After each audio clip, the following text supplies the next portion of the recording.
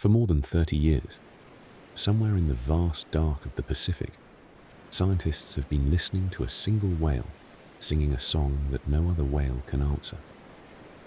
Every whale has its own voice, its own frequency. But this one calls out at a pitch that belongs to nothing else in the ocean, and so it has spent its entire life singing into the deep, year after year after year, and nothing has ever once called back.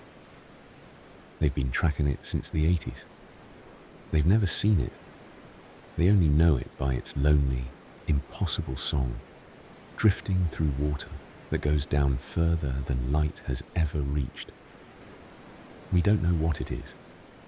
We don't know if it's lonely the way we'd understand the word.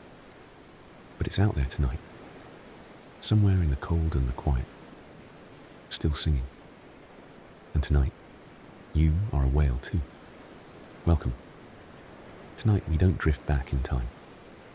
Tonight we drift down past the bright, busy surface, past the last of the sunlight, into the slow blue quiet, where the largest creatures that have ever lived move through the dark like soft mountains that learn to swim. Bigger than any dinosaur, bigger than anything, and almost completely silent. Now dim the light. Maybe turn on a fan for that soft background hum. Get comfortable. Let your shoulders fall away from your ears, and let your breathing slow down to something deeper. Because down here, everything slows down. Down here, there is no rush. There is only the cold, the dark, the endless, gentle pressure of the water, and the long, low sound of your own voice rolling out into the deep, waiting for an answer. Because here is the strange and beautiful truth of what you are tonight. You are enormous, beyond all reason, and yet you move without a sound. You are the most powerful thing in this entire ocean, and you have never once needed to be afraid. You simply move and breathe and sing and drift through a world of water with no walls and no edges and no end. And tonight, so will you. Let's begin. If you drift off before the end tonight, that's the highest compliment you can give me. And if you'd like more nights like this, the subscribe button is there whenever you're ready. You begin, as every life begins, very small. Though small for you is going to need some explaining. You are born in warm water, in a quiet, sheltered stretch of tropical sea, far from the cold, rich feeding grounds where the real business of eating gets done. Because your mother, in the last great act of her year, has carried you thousands of miles to be born somewhere gentle, somewhere warm, somewhere the water won't steal the heat from your brand new body before you've even learned how to keep it. You are born tail first, the way all whales are, sliding out into the blue in a slow bloom of your mother's blood. And for one strange suspended moment, you simply hang there in the water, upside down to the world, having never once in your existence taken a breath. And here is the very first crisis of your life, arriving in the very first seconds of it. You are a mammal. You breathe air. And you have just been born at the bottom of an ocean. There is no time to rest, no time to be cradled, no gentle easing in. You must get to the surface, and you must get there now. And you have never done it before, and no one can do it for you. So your mother does the one thing she can. She slides beneath you, that vast body rising like a lifting floor. And she nudges you upward, up through the warm blue, toward the brightness far overhead. And you break the surface for the very first time. And the air hits the top of your head, and you breathe. A great shuddering whoosh of a breath, the first of the millions you will take. And it is the single most important thing you will ever learn to do. And already, in your very first hour, You are enormous. You are around 25 feet long, the length of a city bus, and you weigh as much as a small elephant. You are, freshly born and still wobbling, already larger than almost every other animal that has ever lived, will ever grow to be in its entire adult life. You are a newborn, the size of a legend. And yet, in the great blue immensity around you, you are tiny and soft and utterly dependent. And you press close to the one warm, certain thing in all that endless water, your mother's flank, and you stay there. Because out here, close to her, is the only safe place there is. You cannot see her well. The ocean is not built for seeing. It is built for hearing and feeling and knowing things in ways that have no words. But you know her. You know the sound of her, the great slow drum of that heart, the particular shape of the silence she moves through. And you fold yourself into the long shadow of her body, and you swim, clumsy and new, matching your little tail beats to hers. And the two of you turn together toward the open sea. You have been alive for an hour. You have a very great deal of growing to do. Now begins the most astonishing growth spurt in the entire animal kingdom, and it runs, quite literally, on the richest milk in the world. Here is the problem your mother has to solve. You need to get big, catastrophically, urgently big, because in the ocean, size is safety, size is warmth, size is everything. But you cannot eat, not yet. You have no teeth, and you couldn't catch anything if you did. And the food your kind lives on is 1,000 miles away in the cold. So everything you become in these first months, you become out of your mother's own body. She is, in a very real sense, slowly turning herself into you. And the milk she makes to do it is unlike anything else in nature. It is not the thin, watery stuff a human baby drinks. Your mother's milk is nearly half fat, thick and dense and pale, closer to soft butter or toothpaste than to any liquid you'd recognize. So rich it would turn a human stomach inside out. It has to be. You cannot dawdle at the surface, sipping daintily. You nurse in great, fast underwater rushes, your mother rolling slightly to bring you close. The milk almost pumped into you in enormous mouthfuls, hundreds of pounds of it every single day. You drink something like 50 gallons a day of the fattiest milk on earth. And it works. Oh, how it works. You gain weight at a rate that defies belief. As much as 200 pounds a day, every single day, week after week after week. You are getting heavier by the hour. You can almost feel yourself growing, your body lengthening and thickening and filling out. A layer of warm blubber, building up beneath your skin like armor against the cold seas you have not yet seen. In your first year, you will balloon from a 25-foot newborn into something truly vast.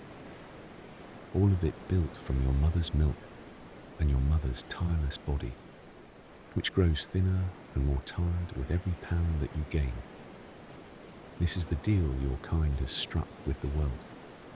The mother pours herself out so the calf can survive. And you, fattening in the warm blue, have no idea of the cost of it. No idea that the great patient shape beside you is spending herself to make you. You only know the warmth and the milk and the nearness and the slow, safe rhythm of two bodies moving as one through the open sea. You know that you are not alone. For now, that is the only thing in the world you need to know. Let's pause here, while you're still growing, and talk about what, exactly, you are becoming. Because you are not just big. You are the biggest. Not the biggest alive today. The biggest that has ever existed. Full stop. in the entire 4 billion-year history of life on this planet. Bigger than any dinosaur that ever shook the ground. Bigger than the largest creature the land could ever hope to hold. Because the land cannot hold something like you. On land, your own weight would crush you. Your bones would shatter. Your lungs would collapse under the sheer mass pressing down. It is only here, cradled in the water, held up everywhere at once by the gentle, enormous pressure of the sea, that a body like yours can exist at all. You are a creature the ocean made, and only the ocean can carry. Grow, you will stretch close to 100 feet from snout to tail, longer than the tallest trees, longer than most buildings are wide. You will weigh as much as 20 or 30 elephants, more than a fully loaded jumbo jet. And inside that impossible body sits a detail that humans, when they finally measure it, will never quite get over. Your heart. Your heart is the largest heart of any creature that has ever lived. It is the size of a small car. A grown human could lie down inside the space it fills. Its great vessels are so wide that, people will say, a small child could very nearly crawl through them. And whether or not that's quite literally true, the point it's reaching for is true enough. Everything about you is built on a scale the human mind simply was not designed to handle. And that great heart beats slowly, so slowly, down in a deep dive from the cold and the dark. It can drop to just a couple of beats a minute. Long, vast, rolling thuds with enormous stretches of silence in between. Each one pushing a bathtub's worth of blood through that car-sized chamber and out into a body the length of blue rock. Which is, of course, exactly what it is doing. Your tongue alone weighs as much as a full-grown elephant. The thin sheet of your tail, the flukes that drive you through the whole ocean, is wider than a person is tall. You are not an animal so much as a moving landscape, a soft blue mountain with a heartbeat, drifting through a world that goes down further than any light has ever reached. And the strangest part of all, for all that size, you eat some of the smallest creatures in the sea. The largest animal that has ever lived survives on some of the tiniest. But we'll get to the food.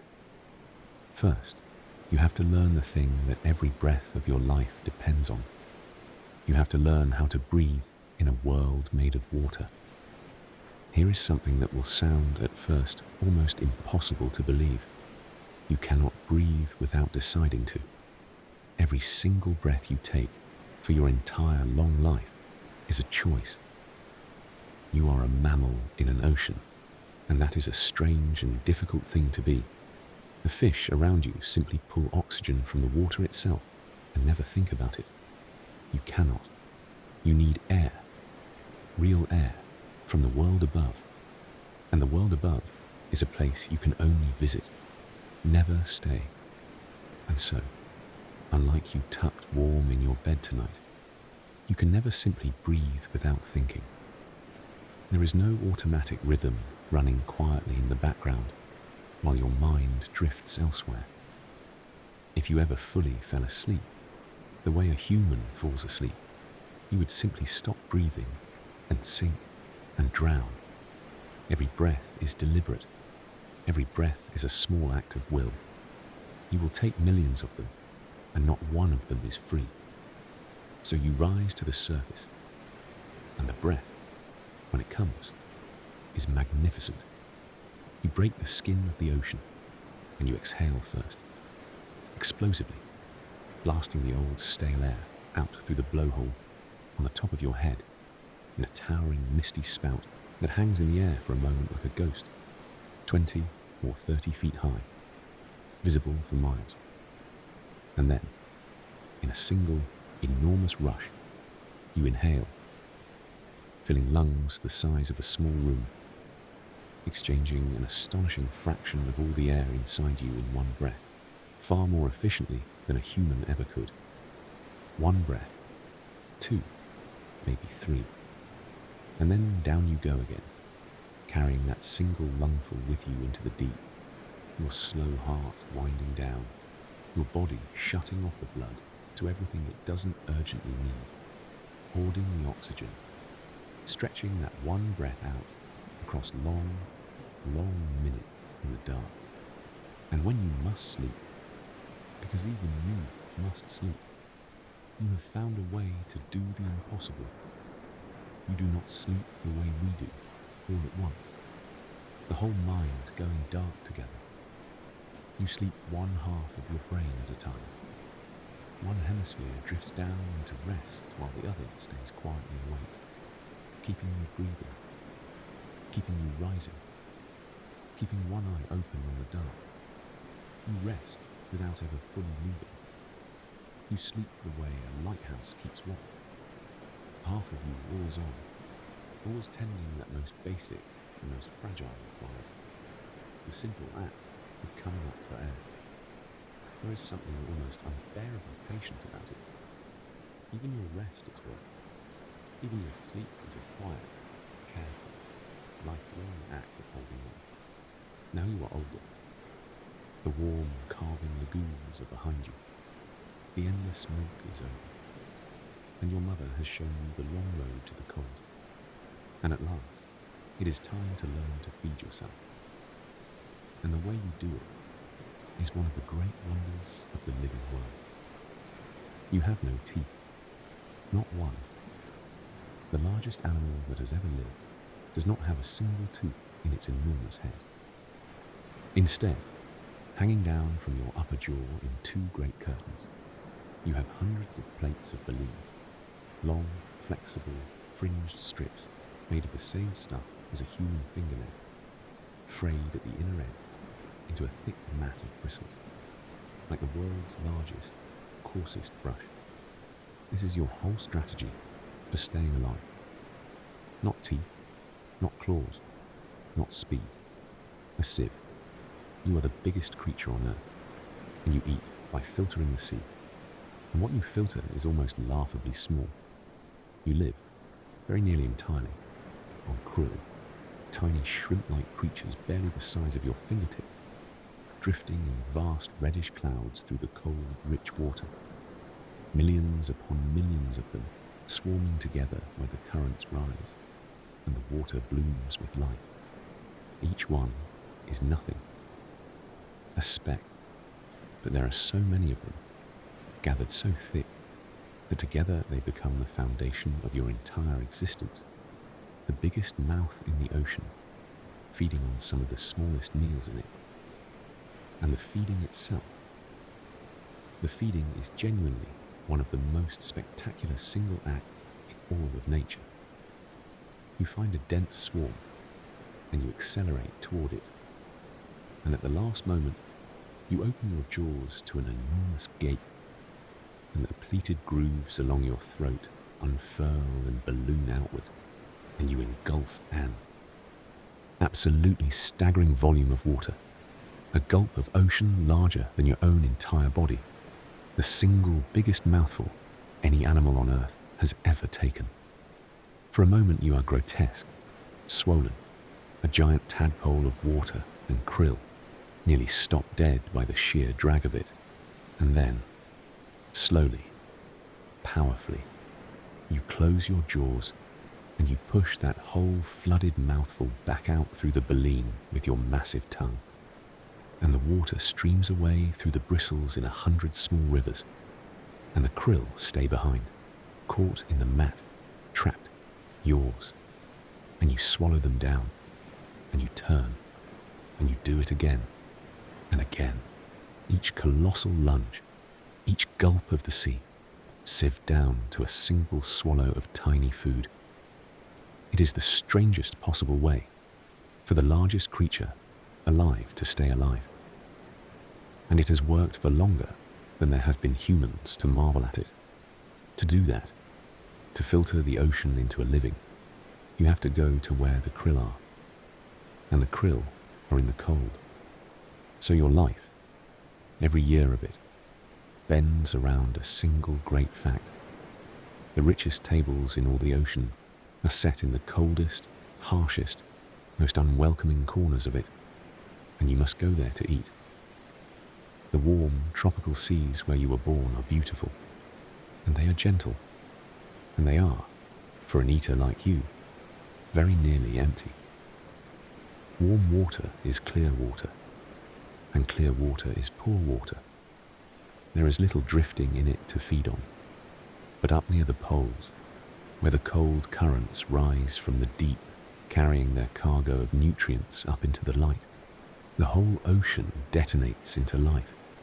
The water turns green and then golden with blooming plankton, and the krill come to graze on the plankton in clouds beyond counting. And you come for the krill. This is the feast. This is the whole point of the cold. And you eat. In the high season, in the good cold water, you eat on a scale that matches the rest of you. Something like 4 tons of krill in a single day. 4 tons. Millions upon millions of individual creatures, swept up gulp by enormous gulp, day after day, while the eating is good. Because the eating is not always good, and you know it in your bones. You are not building a meal here. You are building a body and a reserve. Every pound of krill becomes a pound of blubber, of warmth, of stored life, banked away beneath your skin against the long, lean months ahead, when there will be nothing to eat at all. You gorge now, because you must fast later. You eat the cold seas almost empty, so that you can carry their richness, sealed inside your own great body, all the way back to the warm and barren places where your kind is born. It is a strange rhythm to live by. Feast and famine, cold and warm, north and south. But it is the rhythm the whole ocean keeps, and you keep it without thought or complaint, the way the tide keeps coming in. And when the cold season ends, when the krill thin out, and the light begins to change, something deep inside you stirs and turns and points you, unerringly, back the way you came.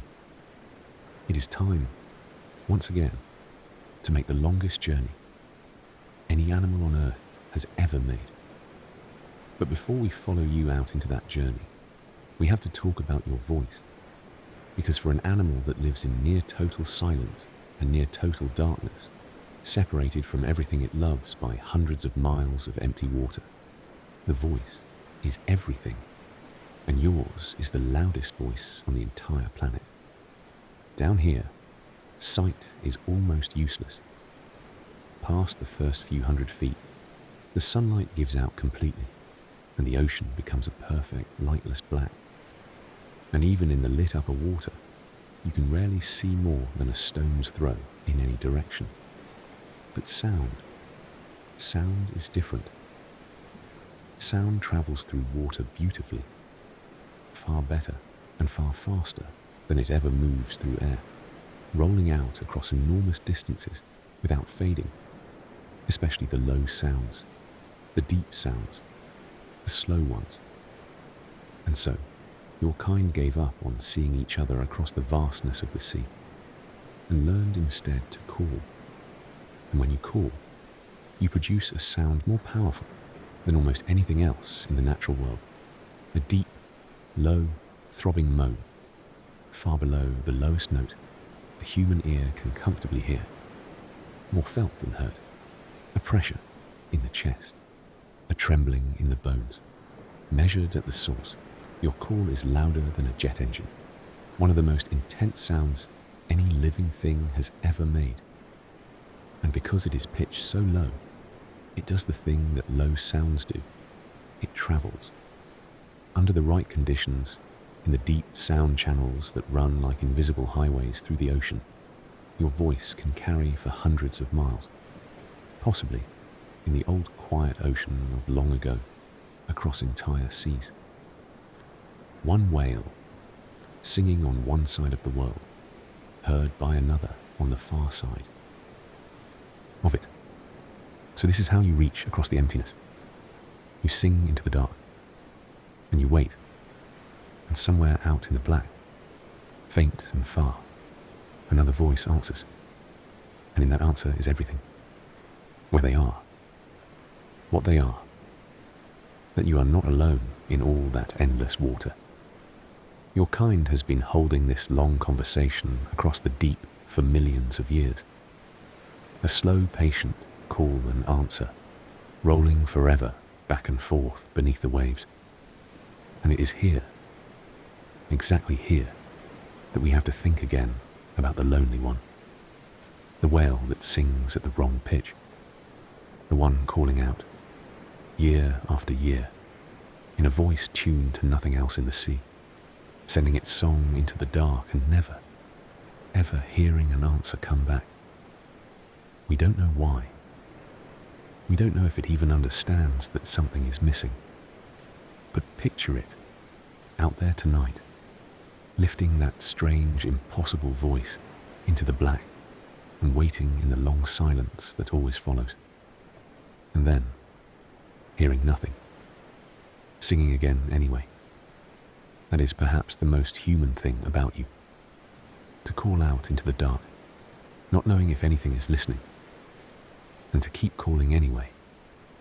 Now we follow you out onto the great road, because your kind makes one of the longest journeys of any animal alive. Thousands upon thousands of miles, every single year, swung back and forth between the cold seas where you eat and the warm seas where you breed. A migration so long it very nearly beggars belief. You will swim the better part of the length of an entire ocean. From the rich, icy feeding grounds near the poles, all the way down toward the warm, clear waters of the tropics. And then, months later, all the way back again. And here is the cruel and beautiful arithmetic at the heart of it. You do most of this journey on an empty stomach. The warm waters you are traveling to have almost nothing in them for you to eat. So you fast. For weeks, for months, living entirely off the blubber you so carefully built up in the cold, slowly spending down that great reserve mile by mile, arriving at the far end of the journey, thinner, lighter, hungrier than when you set out. You burn the summer to pay for the winter. You carry the cold seas inside you, and you spend them crossing the warm. How you find your way is one of the things the humans who study you still cannot fully explain. There are no roads down here, no landmarks in the open ocean, no signposts in all that featureless blue. And yet you navigate it flawlessly, year after year, returning to the same waters across distances that would defeat almost any traveler without a map. Perhaps you read the Earth's own magnetic field, feeling the invisible lines of it, the way a compass needle feels north. Perhaps you follow the slope of the seafloor far below, or the taste and temperature of the great currents, or the angle of the faint light, or the memory of sounds. Almost certainly, it is some of all of these at once, woven together into a sense of place we simply do not have a word for. You do not get lost. You have never, in all your long life, been lost. You simply know which way is home, both homes, and you go. And so you move, slow and steady and tireless, hour after hour, day after day, that great body rising and falling, breath and dive, breath and dive, the miles unspooling behind you in the dark. There is something deeply restful in it, this endless patience swimming through the open sea. No destination you have to reach by any particular hour.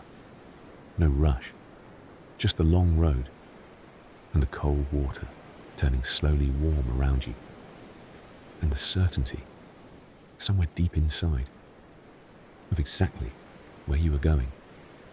You are not alone out here, of course. Not in the way the lonely whale is alone. The open ocean can feel like the emptiest place in the world. but it is teeming, crowded, alive in every direction. And over the long years of your life, you come to know your strange and magnificent neighbors well. There are the other great whales, your cousins, each one living a version of your own enormous life. The fin whale, nearly as long as you and far faster. The greyhound of the deep, slicing through the water at speeds you could never hope to match.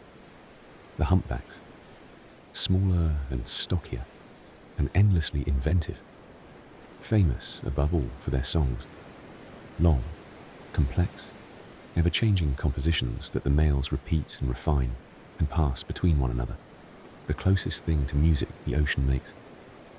The right whales, slow and round and gentle. And far below, in the truly deep water, the sperm whales, those great square-headed divers who plunge a mile straight down into the crushing black to hunt giant squid in absolute darkness, holding their breath for an hour at a time, living a life so extreme it seems to belong to another planet entirely. There are the dolphins, your small, quick, clever relatives, racing along in bright, chattering pods, riding the pressure wave you push ahead of your own body for the sheer, apparent joy of it. There are the sea turtles, ancient and unhurried, rowing across the open blue on journeys nearly as long as yours. There are the great gatherings of fish, the silver schools that turn and flash as one like a single living thing. And there are the seabirds far overhead, wheeling and diving, stitching the world of the air to the world of the water, the only creatures that belong to both. And all of it, the whole vast, crowded living sea, moves to rhythms far older and far larger than any single life within it. The currents and the seasons and the blooms and the migrations, the endless turning of cold to warm and dark to light, the great slow breathing of the ocean itself. You are one enormous thread woven into something almost unimaginably bigger, a single voice in a chorus that has been singing since long before your kind and will go on singing long after. You do not think of it this way. You simply live inside it, the way you live inside the water, held, surrounded, carried, never once alone, even on the loneliest night in the deepest dark. For nearly your whole life, nothing in the ocean can touch you.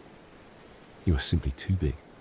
No fish, no shark, no creature of the deep would ever dream of taking on something the size of you. To most of the sea, you are not prey. You are scenery, a living landscape moving through. But there is one exception, one shadow that even the largest animal on earth must respect. And it does not come for you. It comes for your children. They are the orcas, the killer whales. And they are not whales at all in the way you are, but the largest of the dolphins. And they are, pound for pound, perhaps the most formidable hunters the ocean has ever produced. They are not large compared to you. You could rest a grown orca across your back.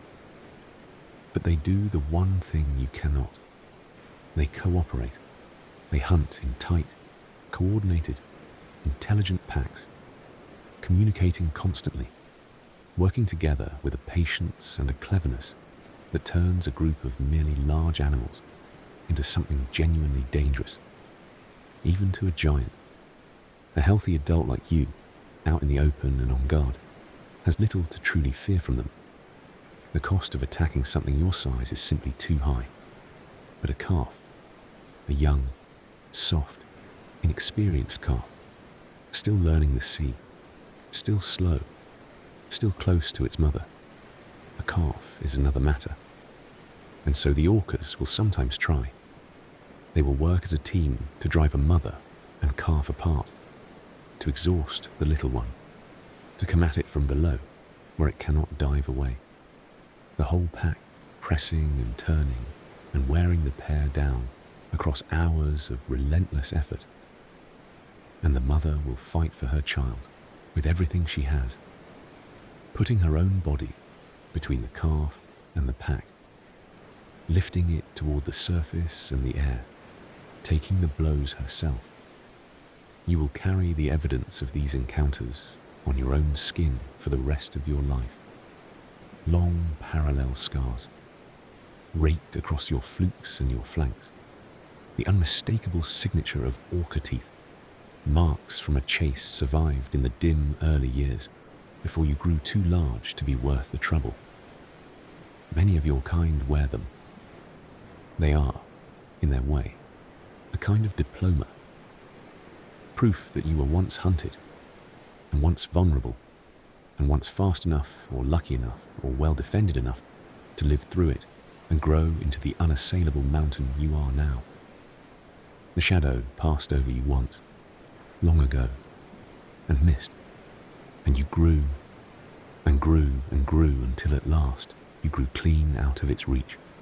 Run your imagination slowly over your own vast body, and you'll find, just as the great tyrant kings of the deep past did, that it is a map, a record of everything that has ever happened to you, and a small, crowded world all its own. Because you are not simply an animal moving through the ocean. You are an ocean unto yourself, a slow-moving country with its own population, and you carry that whole population with you wherever you go.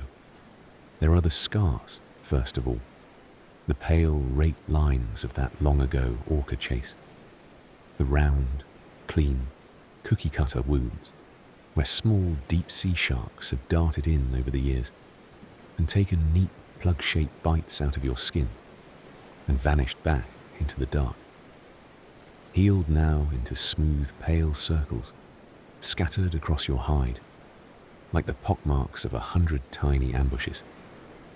The nicks and notches in your flukes, the worn places, the marks of a long life lived hard in a world with no doctors and no mending. Your body keeps the whole record, written plainly for anyone who learns to read it, and people will learn to read it, identifying individual whales by these very patterns of scar and marking, the way you might know a face. Then there are the passengers, whale lice, strange little pale crustaceans, not really lice at all, cling in the folds and crevices of your skin, around your blowhole, and your eyes and your wounds. Riding along, feeding on your dead skin, a permanent crawling colony you will never be rid of and never even quite notice.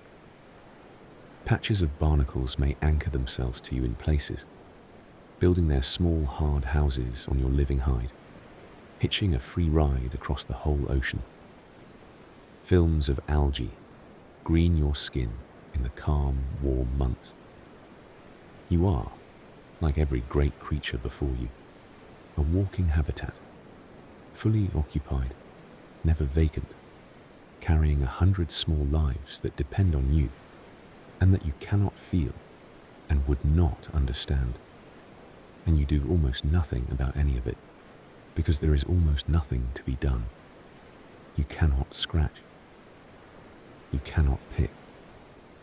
Occasionally you breach, hurling that whole impossible body clear of the water and crashing back down in an explosion of white foam, perhaps to dislodge some of your tenants, perhaps to speak in a language of sound and impact, perhaps, who knows, for something not so very far from joy. But mostly, you simply carry your small, crowded world with you, the way you carry your scars and your years, and you go on, vast and patient and unbothered, through the endless blue. In time, the oldest pull of all rises up in you, older than hunger, older than the long road home. When the season turns and you find yourself back in the warm waters where you yourself were born, something deep inside you turns its attention for once away from food and survival and toward the one task that ensures there will be more of your kind after you are gone. And the truth is, This is one of the great remaining mysteries about you. For all that humans have studied your kind, the most intimate parts of your private life remain almost entirely hidden from them.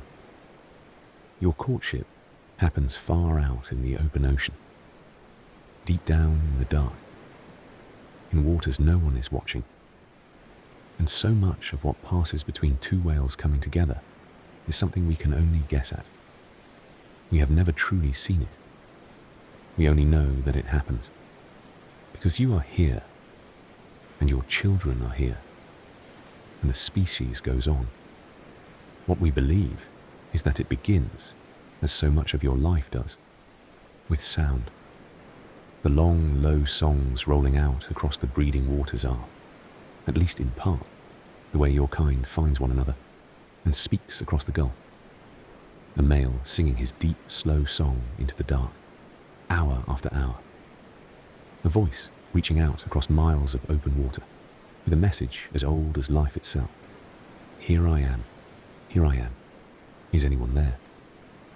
And somewhere out in the blue, perhaps, a voice turns toward his, and two enormous creatures, who may have been separated by 100 miles of empty sea, begin, slowly, to close the distance, guided home to each other by nothing but sound in the dark.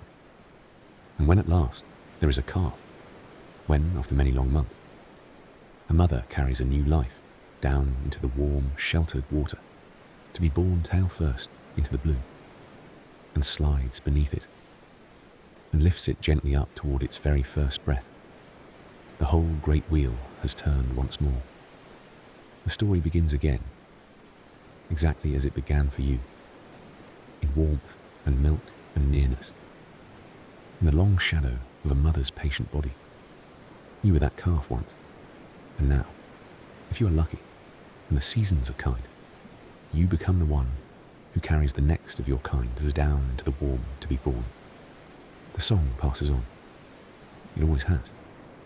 It is, in the end, the only thing your whole enormous life is truly for. Here, gently, we have to talk about something you cannot understand, because your ocean is not the ocean your ancestors knew. It has been changing, slowly, steadily, all through your long life. And you have felt the changes without ever once grasping what they are, or where they come from, or that there is, far above you, a single restless cause behind nearly all of them. You have noticed, perhaps, that the sea is louder than it used to be, where once your voice rolled out into a vast, clean silence and carried for hundreds of miles. Now there is a constant background drone, a low mechanical rumble that never quite goes away. The sound of countless ships crossing the surface far overhead, their engines grinding endlessly through the very same low frequencies your kind has used to speak across the deep for millions of years. And so, the great long-distance conversation of the whales has quietly begun to shrink. The voice that once crossed an ocean now struggles to be heard across the noise. You call, as you have always called, but the silence you call into is not as deep or as clean as it once was. And the answer, more and more often, is harder to hear. There are other changes too, felt rather than known. The water in some places is a little warmer than it should be, the great currents shifting, the krill that you depend on, blooming it in different places, at different times, sometimes thinner than they used to be, so that the rich, reliable tables of the cold seas are not always quite where your deep memory says they should be. You adjust. You range farther. You search. You do not know why the old certainties have loosened. You only know the feeling of a world subtly out of joint, of having to work a little harder, swim a little farther, for the life that once came easier. And here is the thing, the heart of it, the part that echoes down the whole long story of giants. You do not know there is anything to fear.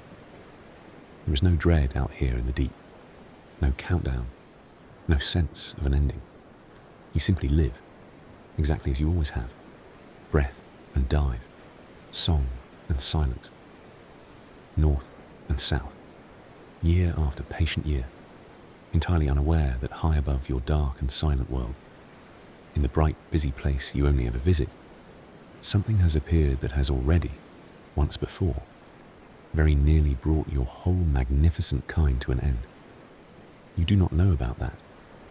You never will. And so, like every great creature before you, you simply go on living, fully, completely, in the only world you have ever known. There is no real night down here, of course.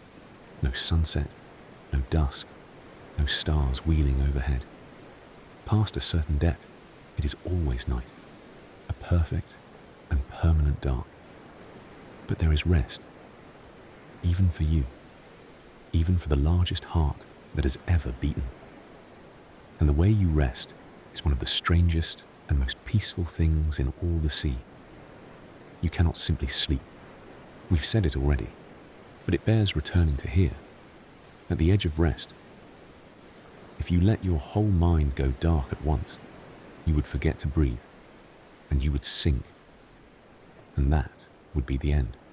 So instead, you do the impossible, quiet thing your kind learned long ago. You let one half of your great brain sleep, while the other half stays gently awake, drifting near the surface, or hanging motionless in the upper water. One eye softly closed and one eye softly open.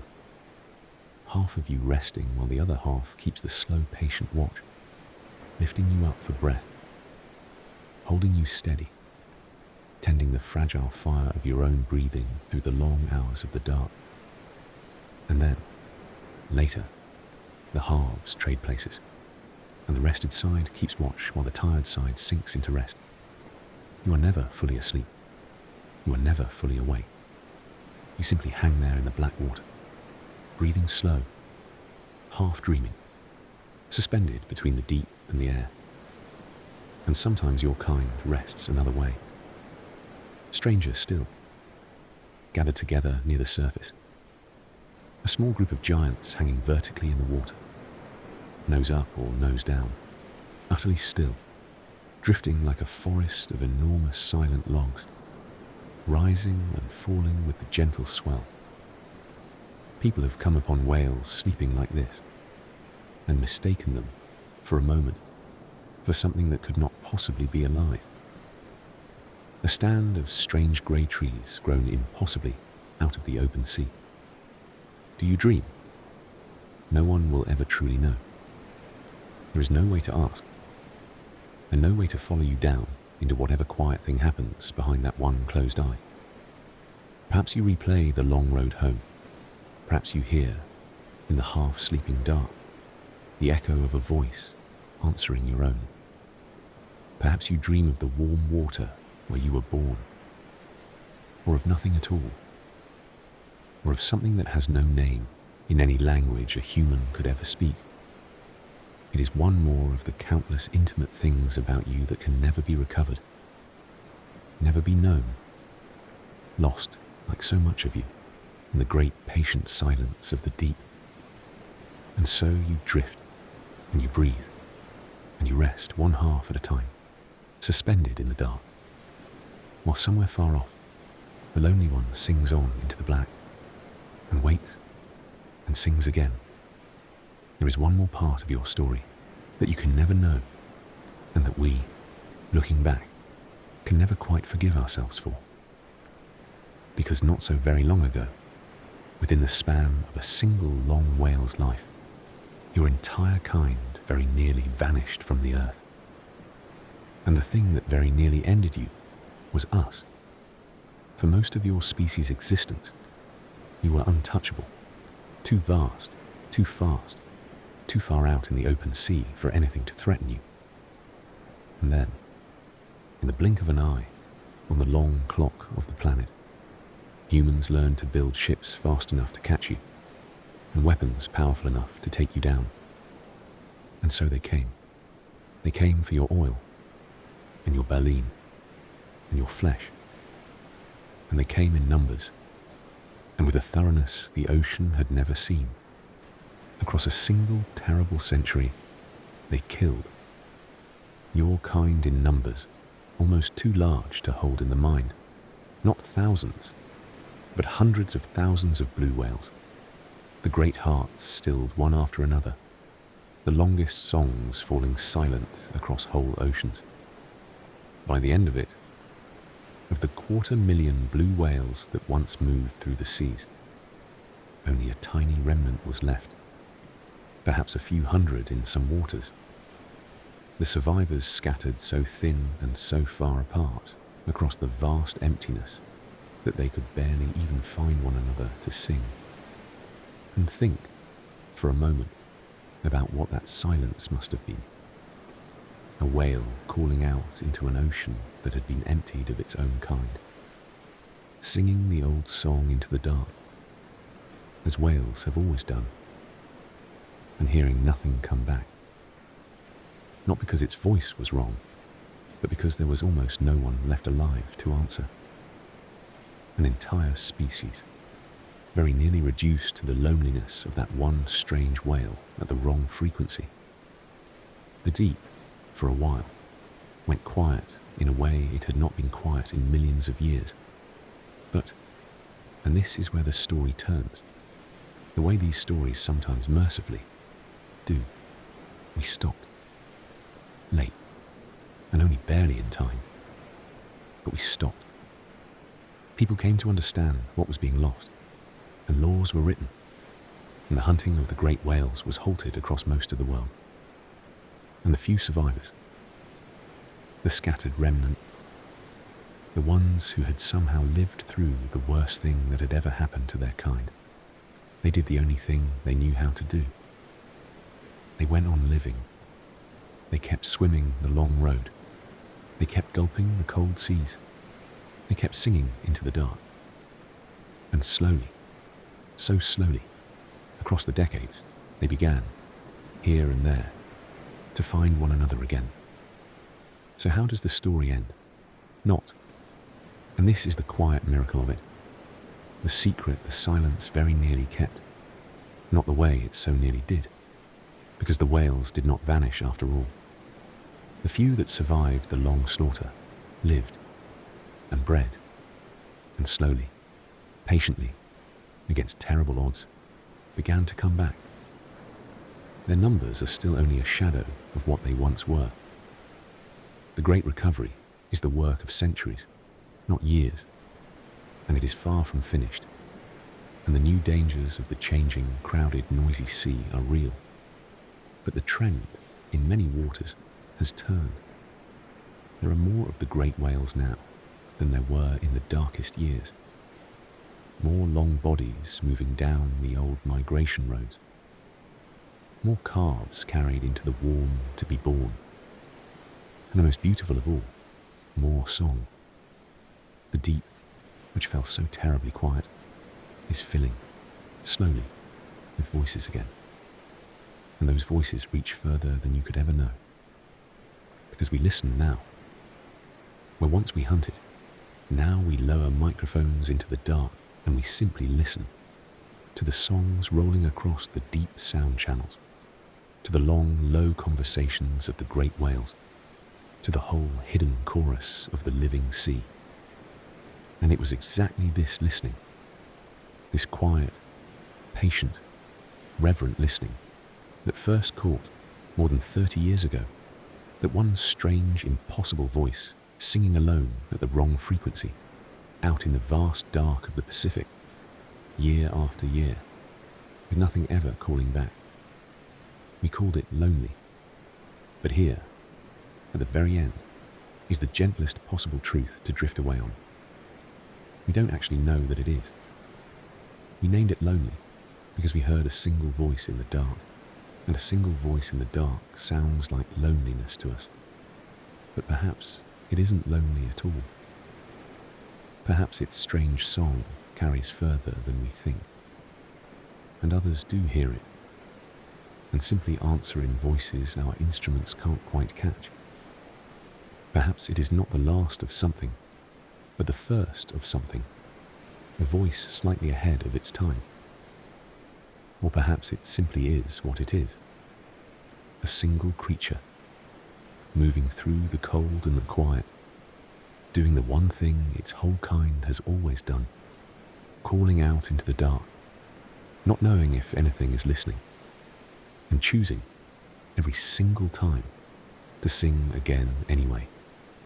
And that is the oldest and bravest thing there is.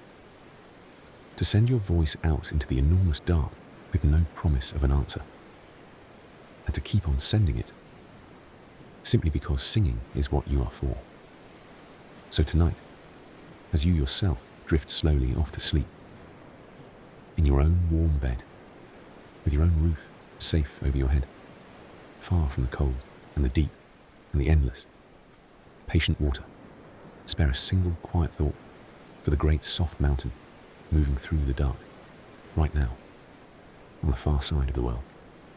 Breath and dive, song and silence, the long road home, the slow car-sized heart, thudding once and waiting, and thudding again. Think of how completely it lives, down there in a world we can barely even visit, in the only home it has ever known. And the next time you stand near the ocean, at the edge of all that vastness, listening to the waves come in, remember that somewhere, out beyond the horizon, down in the blue dark, where the light has never reached, the largest hearts that have ever beaten are still beating. The longest songs ever sung are still being sung. The lonely one is still out there, somewhere, lifting its strange voice into the deep. And it is not, after all, quite as alone as we feared. None of them are. The sea is full of song again. Sleep well tonight. The world is so much deeper and so much stranger and so much more alive than we could ever quite manage to imagine. And you were lucky enough, just now, to spend one quiet night drifting through a small, dark, beautiful corner of it. Good night.